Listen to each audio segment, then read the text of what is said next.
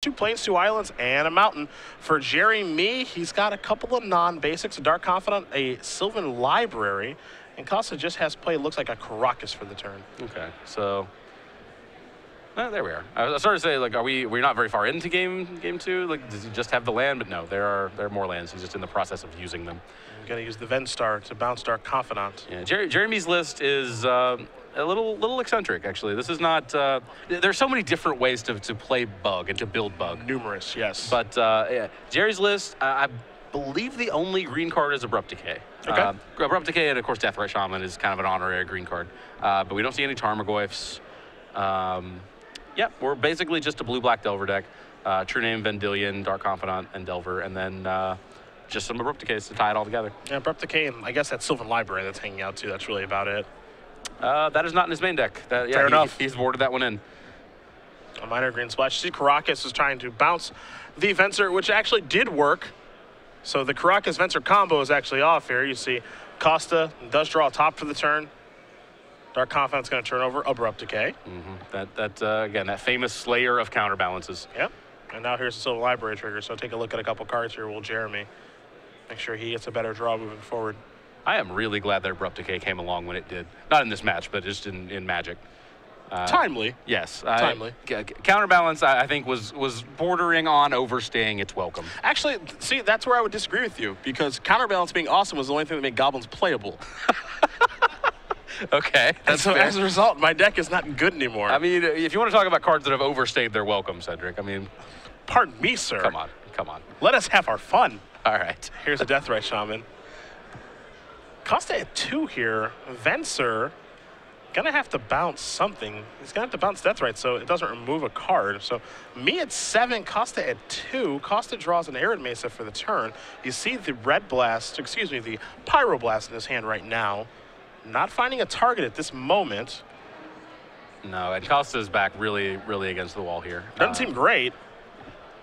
Gonna have to go digging. Terminus would be probably the best card to find here. You can see a Brainstorm response to this top. Me, looks like he may want to counter this spell again. We know that Jerry has a copy of Abrupt Decay in his hand. He puts 2 cards back from the Brainstorm. See if we'll have a fight over this or not. Looks like the answer is no, so the top will be spun. Costa gonna take a look at a couple of cards here. You see a Counterbalance, a Spell Pierce, and looks like a Scalding Tarn. Doesn't look like any of those are gonna help. No, neither of those deal with the threats on the table. And looks like no way. Okay, there it is. Yes. Sorry to say no way to shuffle, but had it tucked away there. Down to 1. Costa gonna get a non-basic finally here. A Tundra. See if he can find anything that can help him. So has to spend 1 more mana to give the top another spin. If he finds Terminus, he can wait. If he finds, I'm not even sure what else he can find at this stage. Billing Click's okay. It's not very exciting though. No. Yeah, it can keep you alive in the sense that it can block this Dark Confidant that is threatening to attack you for lethal, but Deathrite Shaman does not need to attack to kill you. Yep. One of many reasons why it's a fantastic card. You see Jerry resolve the Sylvan Library and the Dark Confidant. 2 cards added to the grip. We know about the Deathrite Shaman that's over there. It looks like there's a Dark Confidant over there as well. Might be the easiest place to start is just by attacking. Yep. And we saw him find a Croson Grip off of that Sylvan Library. That can answer the Sensei's Divining Top and basically lock Costa into the top of his deck. Yep. Which we know is not helpful. Yeah, it's a Vendilion Click. Now, oddly enough, Me does not play his Deathrite Shaman that turn. I'm actually a little surprised by that. Huh. That's odd. I'm not sure what's going on there.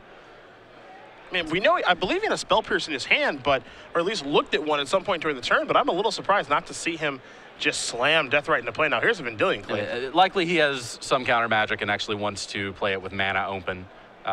This is going to expose him to the Vendilion Click, which can click away the Deathrite Shaman. There's an Abrupt Decay to take care of that. You see the hand of Toxic Deluge, Verdant Catacombs, Deathrite, Spell Pierce, and a Dark Confidant. So that's exactly what happened, is he wanted to leave a Spell Pierce up, and Costa says, get that Deathrite Shaman out of here. Yeah.